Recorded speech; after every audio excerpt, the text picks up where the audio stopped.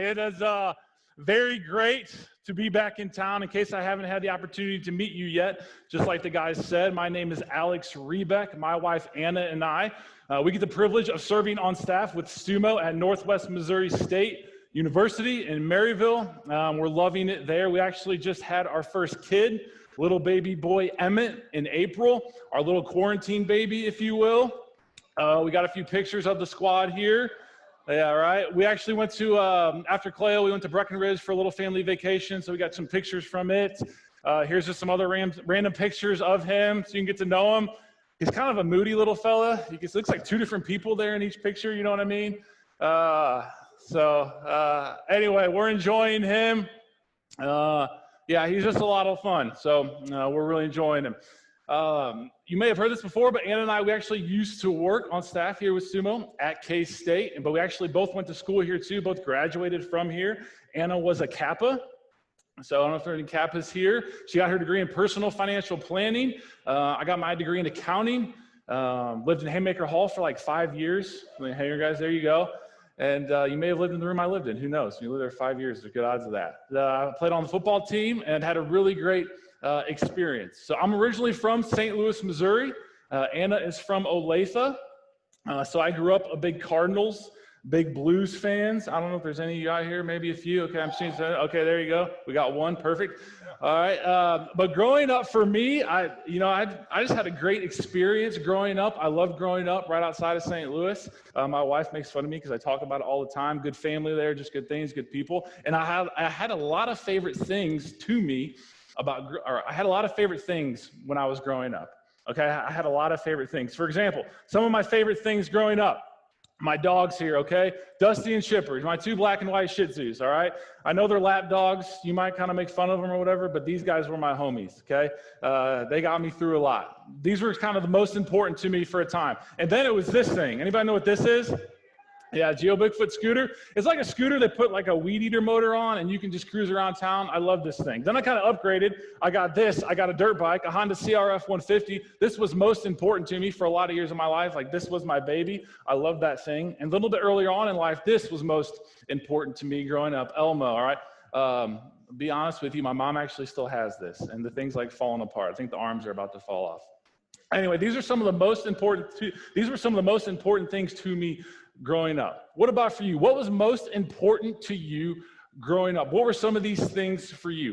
Take like 2-3 minutes, talk about that with the people around you, and I'll bring us back together after that. What was most important to you growing up? All right, we'll bring it back together here. So I'm going to put some examples up on the screen of some of the things that might have been most important to you. If this was something you said, maybe just raise your hand, or if you're really feeling it, just give a shout out for it. So maybe this was you, your dog. Maybe I got a lot of dog people in the crowd.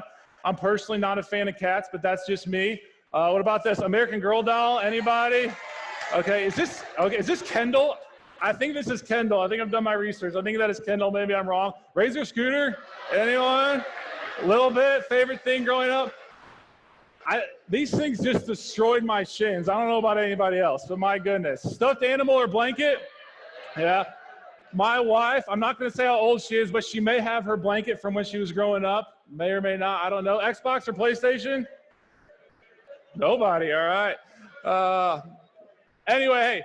We all had probably a lot of different things that were most important to us growing up in like a playful sort of way, like that's a good thing. There's nothing wrong with that. We're probably going to always continue to have things like that in our life. But like the guys mentioned before, tonight we're kind of starting a new series. And this series is called American Idols. American Idols. And there's a lot of things in today's world, in today's culture and society that we as people, we're kind of always tempted to like make our number one. We're always tempted to make these different things most important to us, and therefore it kind of becomes an idol. And you see in our lives, in our relationship with God, he wants to be our idol. He wants to be the most important thing in the world to us. He wants to be the one that we follow. He wants to be the one that we look to. God really wants to be our everything. And we want God to be everything to you and I. We want him to be our idol. And we're going to define the idol as this: the person or thing that is most important to me. Just the person or thing that is most important to me. There's probably a more complicated definition than that, but I'm a simple type of guy, so we'll keep it simple. The person or thing that is most important to me. And like I said, God wants to be the idol in you and I's lives. But it's really tempting just to kind of make other things idols in our lives, to put other things above a relationship with God. Any of you guys with me on that? Is that kind of just like a natural human thing to do? And there's probably some more common ones in today's culture. And so over the next few weeks, we're going to look at some of the most common idols, if you will, or some of the idols that have gone viral, you could say. We're going to look at these idols. We're going to look at relationships and how that can become an idol for us, like the guy said. We're going to look at money. We're going to look at entertainment. We're going to look at success. We're going to look at pleasure. And we're going to look at our reputation. And as we look at all of these different things, I think we're going to find out a lot of things, but I think we're going to find out two things. One, I think we're going to find out this, that our reputation, pleasure, money, entertainment, relationships, I think one, we're going to find out all of these, they're actually very good things. And they actually all have the potential to be very godly things. They're all gifts from God. He's created them. He's given them to us. So none of these are inherently bad. They're all actually very, very good. Sometimes we can think, oh, this thing is bad. It's not bad. It's actually has the potential to be very, very good. So none of these idols in and of themselves are bad. They're very good. God's given them to us, right? They're from God. They're good things. So I think one, we're going to find that out. They're all very good things. And secondly, I think we're going to find out if we get the order right, if we kind of put our relationship with God as our number one priority and everything else second to that, then all these other gifts that God's given us, all these other American idols, if you will, then they're all going to fall into place as they should. And then we're all going to be able to live the lives that God always intended for you and I to live. When we kind of get the order right, when we let God be God, let him be the idol, let him kind of call the shots, put him at the center, then everything else just kind of operates and flows as it should. Why? Because God was always meant to be our idol. That's part of who God is. That's part of his design. He wants to be you and I's idols, and he makes the perfect idol. All right? The perfect relationship comes from a relationship with a perfect person. And who's the only perfect person? Jesus, right? And so God makes the perfect idol. And all these other things we're going to look at, none of them are bad. They're all actually very, very good things.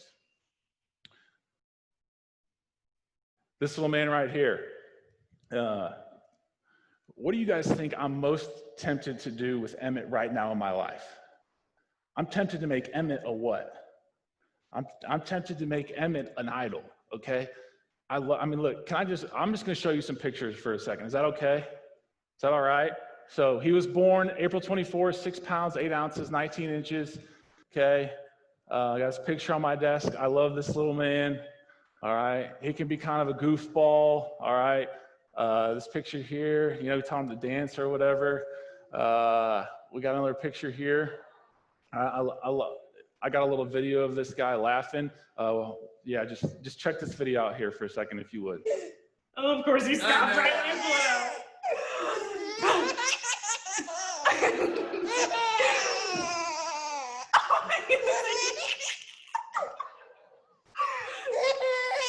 Oh, it's so funny.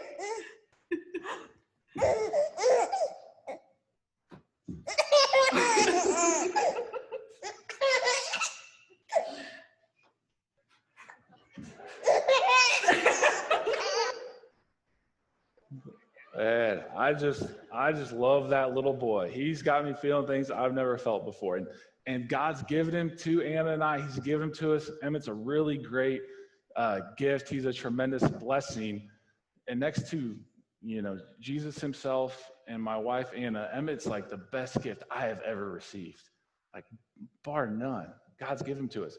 But God still says, hey, Hrebec, I want to be your number one. I want to be your idol. Emmett is not to be my idol. And if I kind of make Emmett the idol of my life, if I make him the number one, then who does that put a lot of pressure on? It puts a lot of pressure on Emmett, right? And it ends up kind of not actually being fair to him, because Emmett was never created or designed to be my idol. He doesn't have that in him. If I kind of make him my idol, then he's going to have unneeded pressure.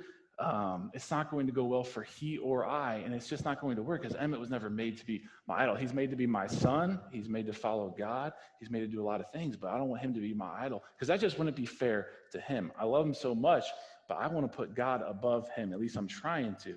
And I believe that when I put God above my relationship with Emmett, then I'm going to actually be able to love Emmett and serve Emmett, right? And help train him up and be the father to him that God wants me to be. But if I put Emmett above God and God down here, then it's going to kind of be messed up because Emmett was never made to be God. Right? He's cute, right? But he was never made to be God. And what does God say when we put other things in our life above him? What does the Bible have to say about it? This verse kind of comes a little bit straightforward, but I'll share it with you. Jonah 2:8 says this. It says, those who cling to worthless idols turn away God's love for them.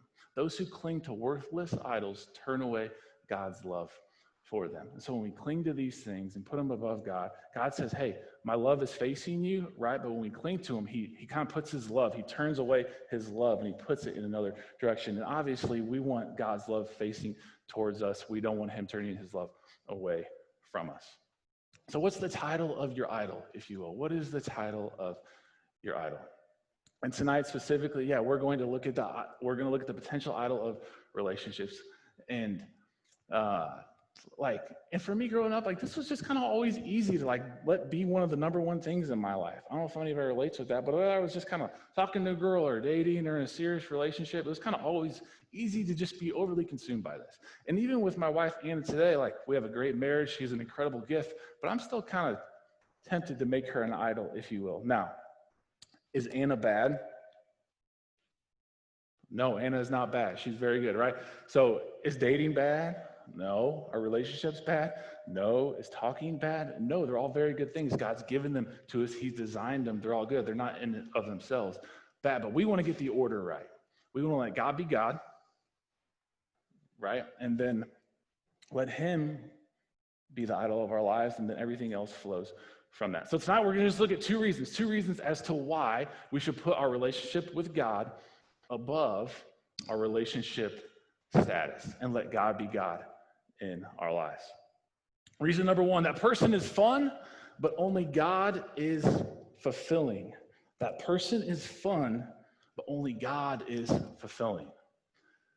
I mean, maybe not always, but for the most part, relationships are fun, right? They're super fun. Talking about relationships is fun. Talking to someone is fun. Dating is fun. Being married is fun. Like the pursuit or getting pursued or the chase or getting chased. That's fun. All right, I texted them. Were they going to text back? Were they not going to text back? I snapped them. Were they going to snap back? Right? That thrill we get. That's fun. That's not necessarily a bad thing. Relationships, that person is fun, but only God is fulfilling. God is the only one who can ultimately satisfy us and fulfill us. Check out what the Bible says about God and how he wants to satisfy us. Isaiah 55, God says this. He says, come, all you who are thirsty, come to the waters, and you have no money, come buy and eat. Come buy wine and milk without money and without cost. Why spend money on what is not bread and your labor on what does not satisfy? Jesus is saying here, hey, God's saying, if we want to be fulfilled, if we're thirsty, if we want to be satisfied, then let's come to him. If we have nothing to bring to God, come to him anyway. If you don't have any resources, come to him, and he promises he's going to satisfy us. He's going to fill us. The verse goes on. He says this. He says, listen to me and eat what is good, and your soul will delight in the richest of fare. Give ear and come to me. Hear me that your soul may live. Hear me that your soul may live. God says, hey, when we make him the kind of idol in our lives, when we put him number one, he's going to fulfill us. He's going to satisfy us. Our souls are actually going to be able to live. If we'll put him first and open up our Bible and begin to do what it says and apply it to our lives, our souls will live, and we'll be able to live the lives that God has always intended us to live. I have a few, probably more than a few, I don't know, Anna will tell you, guilty pleasures, okay? And one thing, I don't know how I got this reputation, but sometimes people think I eat really healthy, but I really don't eat very healthy, okay? And specifically, one thing I love chips, okay? Anybody else love chips? I can smoke a bag of Tostitos like it's nothing. All right, chips, dip, pretzels, queso, guac, I don't know, spinach artichoke dip, buffalo chicken dip. Like, I loved chips and dip. I love it.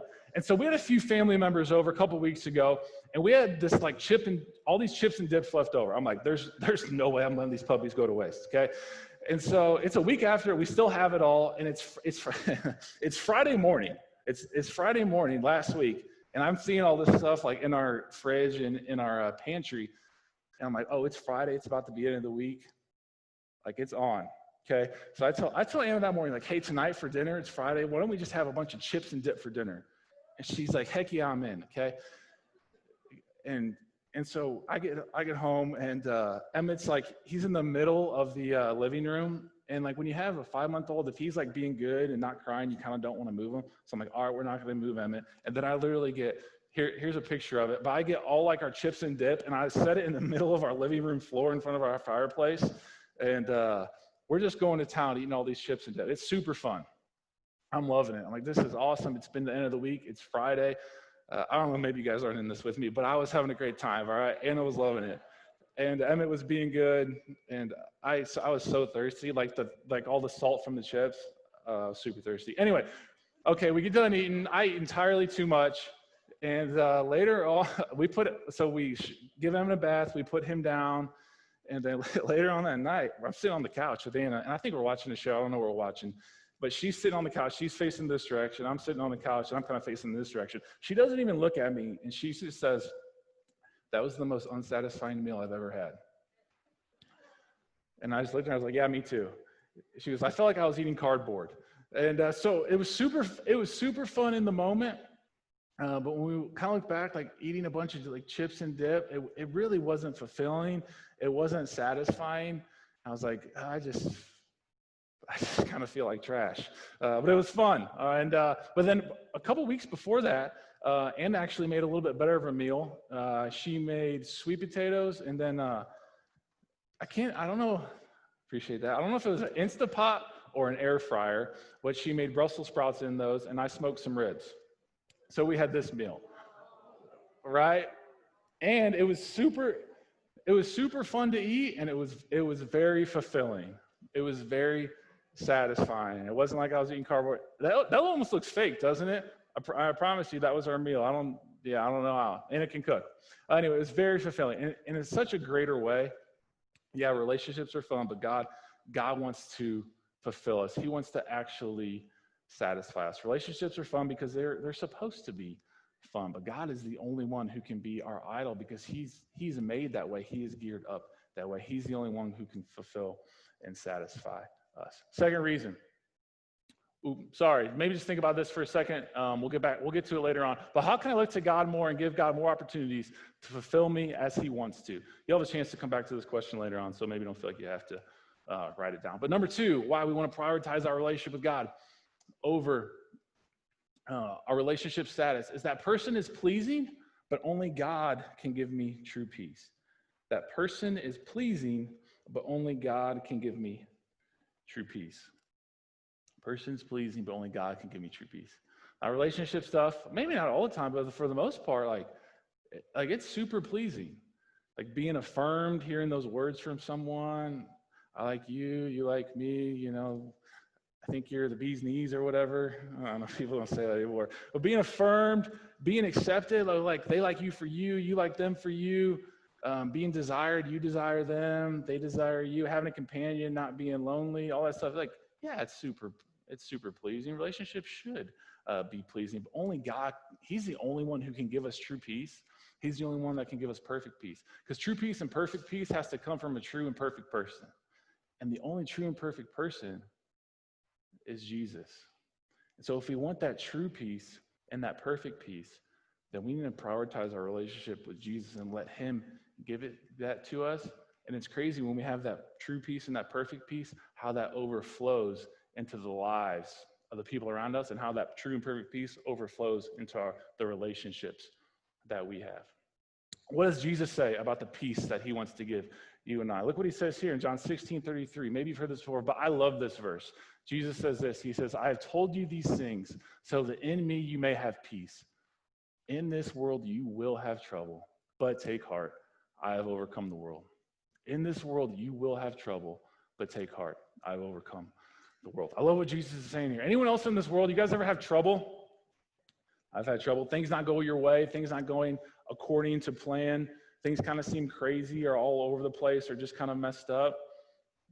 All right, that's kind of the world we live in, unfortunately. But I love what Jesus says here. He says, hey, take heart. I have overcome the world.